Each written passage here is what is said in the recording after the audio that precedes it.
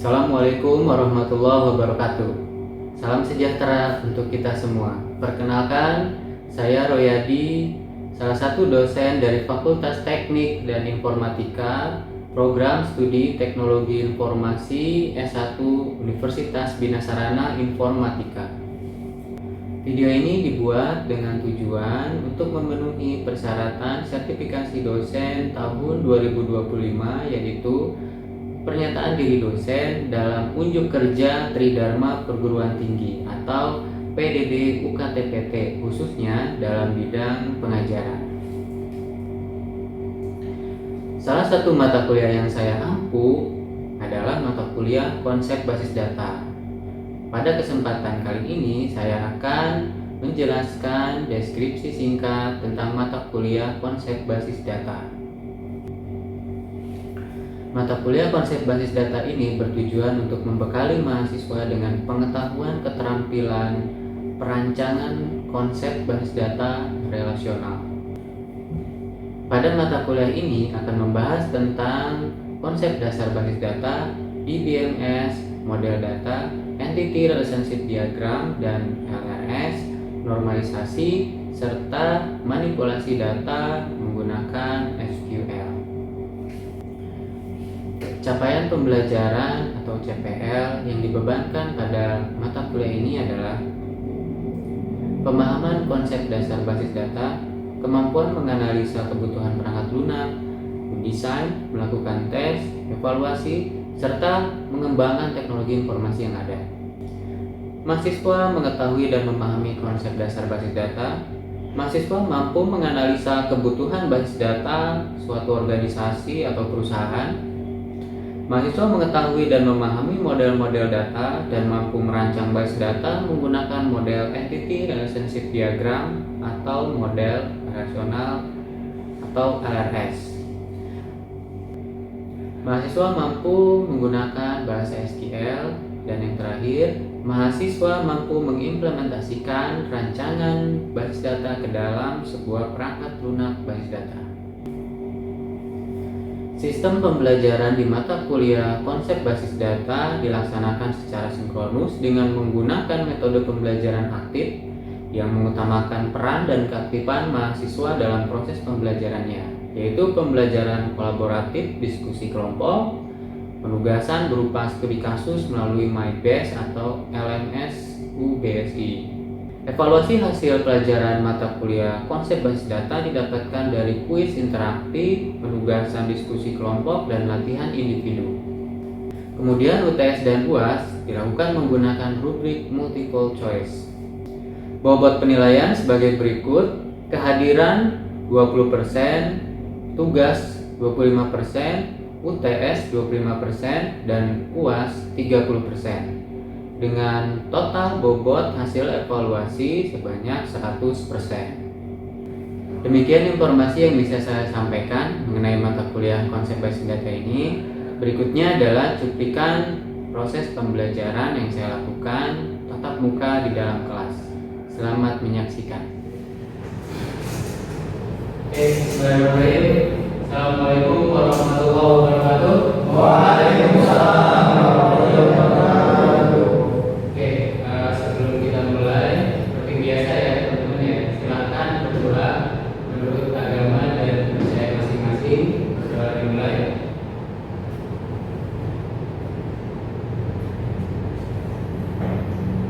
Selesai? Oke, gimana kabarnya teman-teman? Alhamdulillah. Baik ya. Oke. Oke, kita mulai ya. Ini pertemuan keempat ya teman-teman ya. Pertemuan keempat itu kita bahas IRD. IRD atau Entity Relationship Diagram. Ya, Entity Relationship Diagram. Nah, sebelum teman-teman bikin database ya, di DBMS, kalian udah tahu DBMS ya? Desa DBMS. Nah, alangkah baiknya gitu ya. Alangkah baiknya sebelum teman-teman langsung implementasi ke DBMS, yaitu digambarkan dulu, ya, dirancang dulu. Nah, penggambarannya, rancangannya itu bisa pakai IART. IART ini pendekatannya nanti by object, gitu ya. Soalnya ada dua nanti, ada by object sama by record, by data. Nah, IART apa itu IART? IART itu suatu bentuk diagram yang menjelaskan antar objek-objek data yang mempunyai hubungan, ya, objek-objek data yang mempunyai relasi. Itu digambarkan, namanya IART, gitu ya.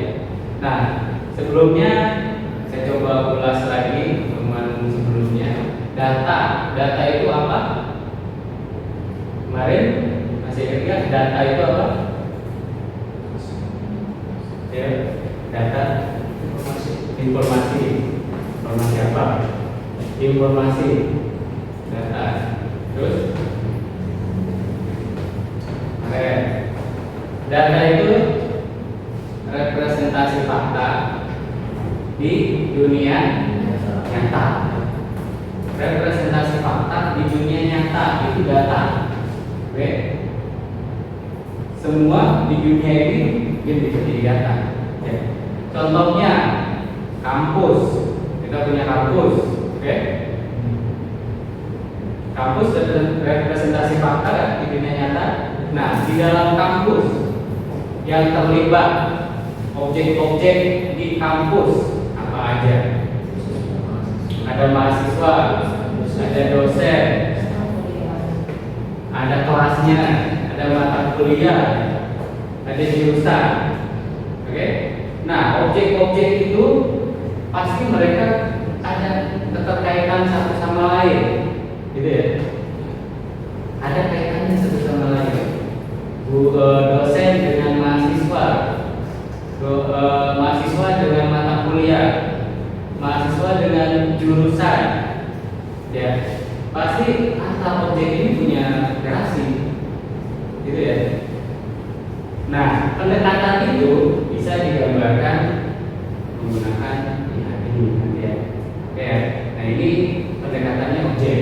Ada lagi nanti pendekatannya by record atau reference, gitu ya. Atau nanti di pertemuan berikutnya ada kita bahas khusus tentang normalisasi. Itu pendekatannya juga. Oke. Oke, next. Ini simbol-simbol dalam IART. Yang pertama entitas, pasti ya, objek entitas itu digambarkan dengan persegi panjang ya, entitas entity. Oke. Ada oval itu untuk atribut. Oke. Ada oval biasa ya, solid ovalnya itu atribut. Terus ada oval, terus ada oval lagi gitu, ovalnya dua. Itu untuk atribut yang multi value. Oke. Terus ada oval, terus ada captionnya di garis bawah. Nah, ini untuk atribut kunci atau primary key-nya di tanda, dikasih tanda dengan garis bawah ya. Oke ya. Atribut kunci. Terus ada oval, terus tidak solid ya. Ya, putus-putus. Nah, itu untuk atribut derivatif. Atribut derivatif itu atribut yang bergantung ke atribut lain. Itu atribut derivatif. Oke. Terus ada apa ini? Diamond ya? Atau teman-teman sebutnya apa ini? Belah ketupat ya, boleh. Diamond, belah ketupat. Enaknya udah mulai aja ya. Kalau di IART ini untuk relationship. Oke, relasi. Kalau di flowchart itu else ya, kondisi. Kalau di flowchart. Oke ya. Kalau di IART dia relationship. Berikutnya ada entity asosiatif. Asosiatif entity.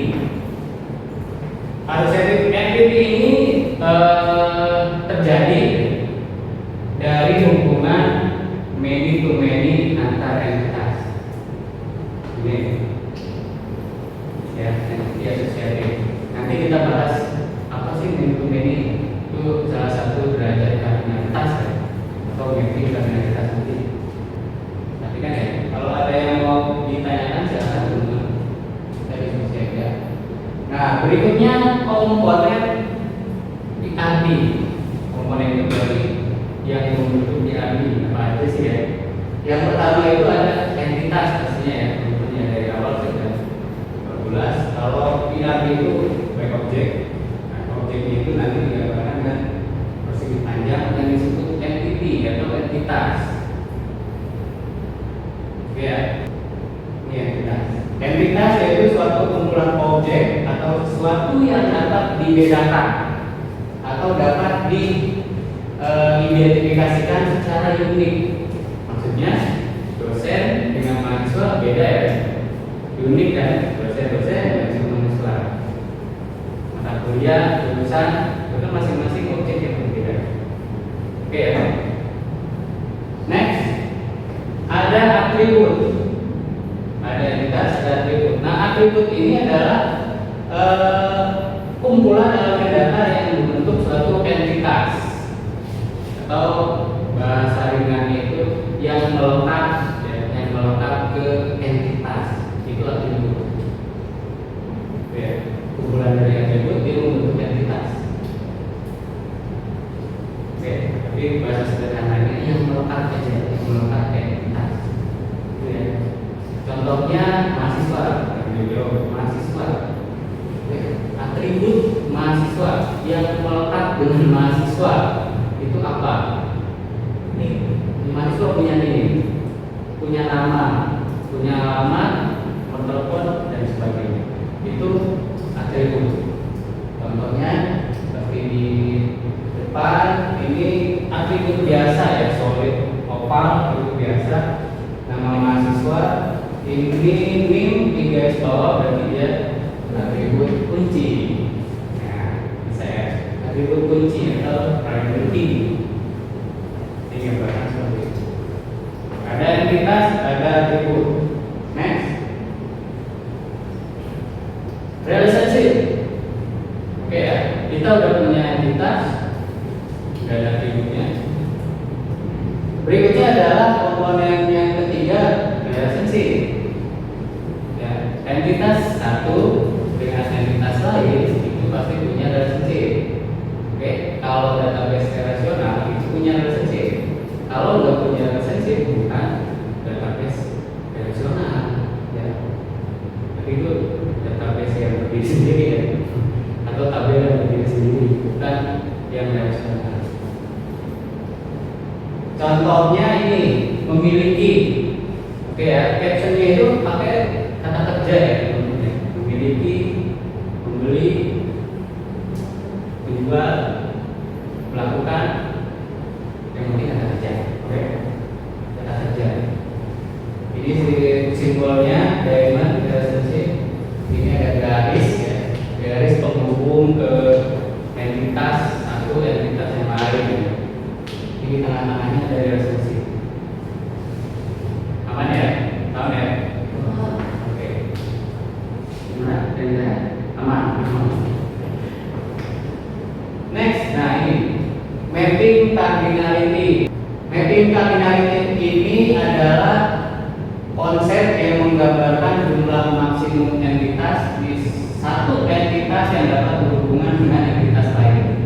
Nah ini mapping cardinalitas atau bahasa sederhananya ya, menunjukkan berapa banyak entitas di satu sisi relasi yang dapat dipetakan ke entitas yang lain. Yang pertama one to one. Satu entitas di A hanya berhubungan dengan satu entitas di B. Contohnya, satu orang punya satu KTP. Contohnya, satu NIK berarti ya, satu orang punya satu NIK, gitu ya. Satu orang punya satu KTP. Satu KTP hanya dimiliki satu orang saja. Berikutnya one to many. Satu entitas di A bisa berhubungan dengan banyak entitas di B. Satu entitas sebelah A itu bisa berhubungan banyak di entitas di B. Contohnya, guru mengajar banyak siswa. Satu guru mengajar banyak siswa. Satu guru mengajar banyak siswa. Contohnya ya. Terus many to one, ini dibalik saja ya. Perspektifnya dibalik saja. Banyak entitas di A bisa berhubungan dengan satu entitas di B. Contohnya banyak pegawai bekerja di satu departemen. Yang terakhir ini many to many. Many to many ini berarti banyak entitas di A itu bisa berhubungan dengan banyak entitas di B. Contohnya mahasiswa mengambil banyak mata kuliah. Mata kuliah dari banyak mahasiswa. Oke ya. Nah, implementasinya one-to-one ini relasi one-to-one entitas satu dengan entitas dua atau A dan B, dia akan tetap menjadi dua tabel ya, tabel A, tabel B, entitas A, entitas B. Oke, one-to-one. One-to-many juga sama. Ada dua tabelnya.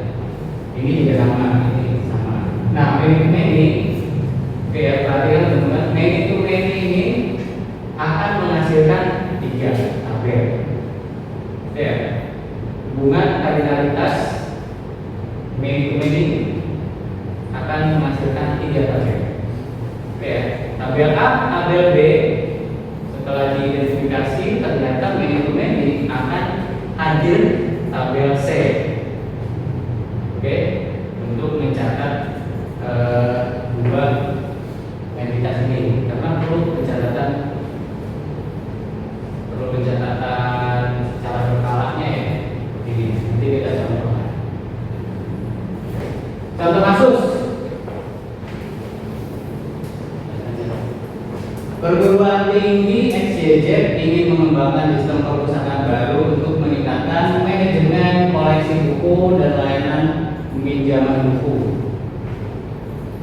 Ini adalah deskripsi singkatnya. Yang pertama, setiap buku memiliki informasi seperti ID buku, nah ini jelas ya.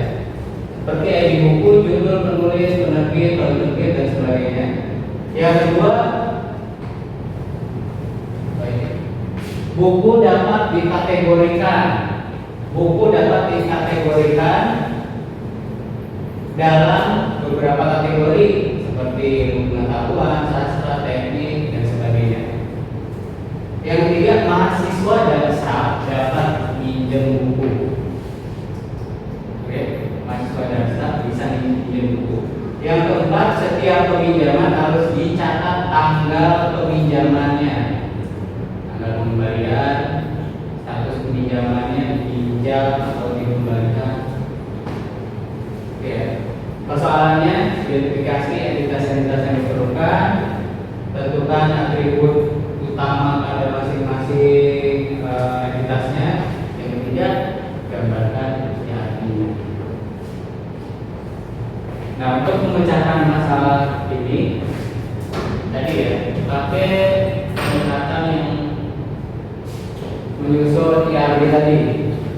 Yang pertama itu tentukan atribut-atributnya dulu, objek-objeknya dulu ya yang terlibat. Coba kalau dilihat dari kasus ini, yang terlibat itu apa aja? Buku pasti ya, pasti buku. Yang kedua, buku dapat dikategorikan. Berarti ada, kita tulis dulu aja ya, kategori.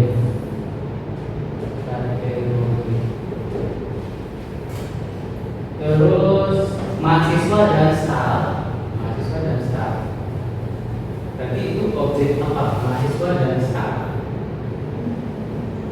dapat meminjam buku dari perusahaan. Artinya apa mereka? Peminjam atau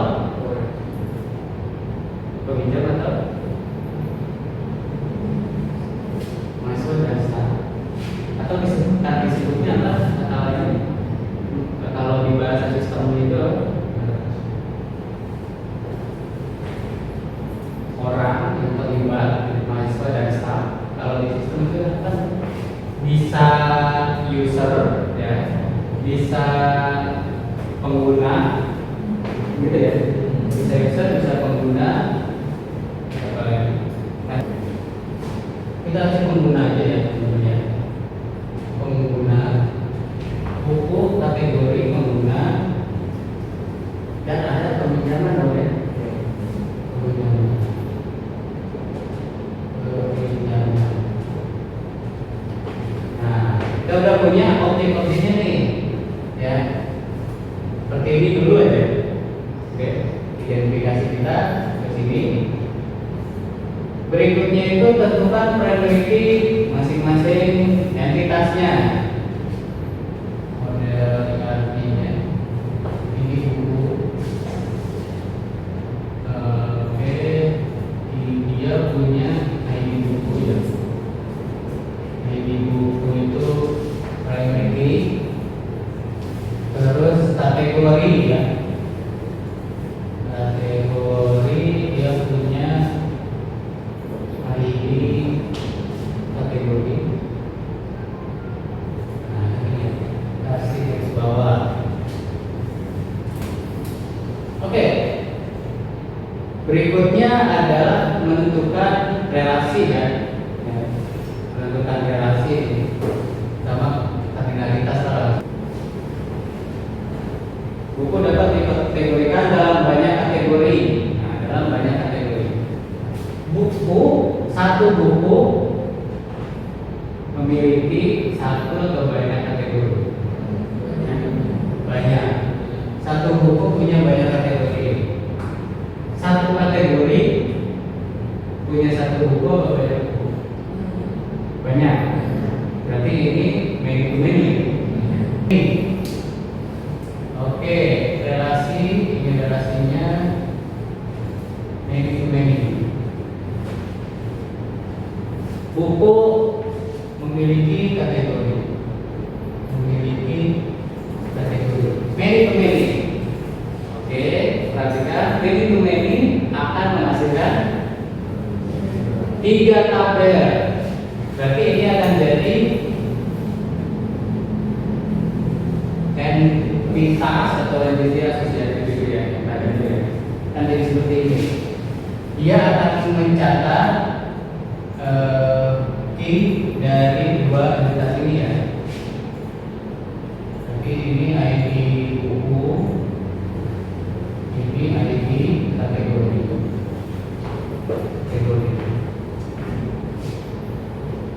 Jadi ada 2 lagi. Ini kan yang memiliki lagi ya. Buku kategori.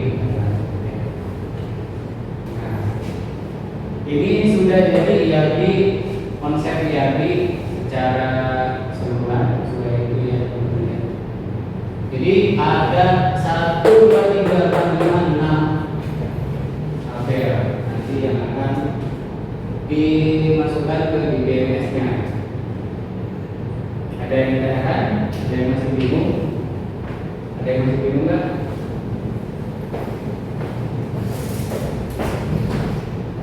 Ada yang masih bingung nggak? Ini masih ada.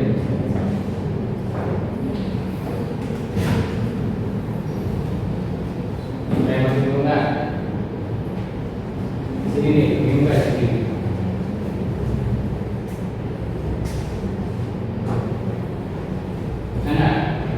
Logiknya ya. Kira-kira untuk penggunaan pembuatan ERP, software tertentu yang bisa digunakan untuk pembuatan ERP apa ya? Oh, software ya. Softwarenya bisa pakai Microsoft Visio, bisa. Atau yang lama itu di Drowio, boleh bisa. Itu juga. Excel juga bisa, tapi agak sedikit sulit ya. Paling user friendly itu di Drowio, seperti Drowio. Jadi nanti hasilnya tinggal diekspor saja PNG atau text. Apa ya? Kalau tools banyak ya, yang penting konsep penggambaran ya, dari awal case ya teman-teman identifikasi sampai jadi rencana ya seperti ini ya.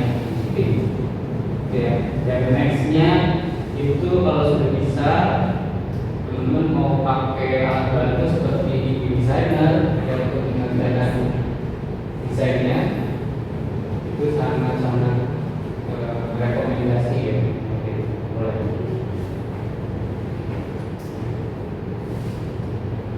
Berikutnya satu lagi LMS. LMS ini struktur record ada tabel-tabel yang terbentuk dari hasil relasi antar himpunan. Ya, ini sama aja teman-teman ya, dari ERP ini bentuk transformasinya ya, dari ERP ke LMS. LMS itu digambarkannya tidak dengan atributnya itu dengan oval-oval tadi enggak ya. Ini langsung di dalam kotak, terus dihubungkan dengan garis-garis relasi. Ini sama. Dari buku PK ini dari wiki, ini PK satu ini Orenti dari PK 1.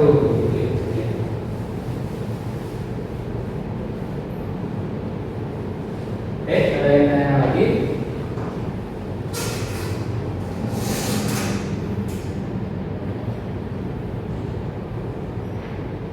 Nggak ada. Nah, untuk tugasnya,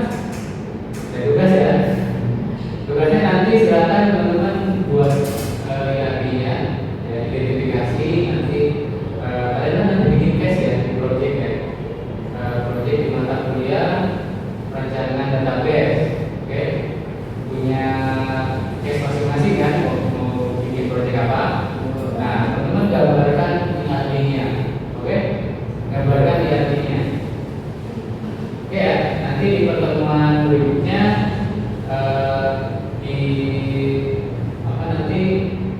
IRP-nya diperlihatkan saja di depan ya. Kita coba bahas bareng-bareng, gitu ya. Kita pelajari bareng-bareng ya dari case teman-teman semua ya. Ada berapa kelompok ini? Banyak.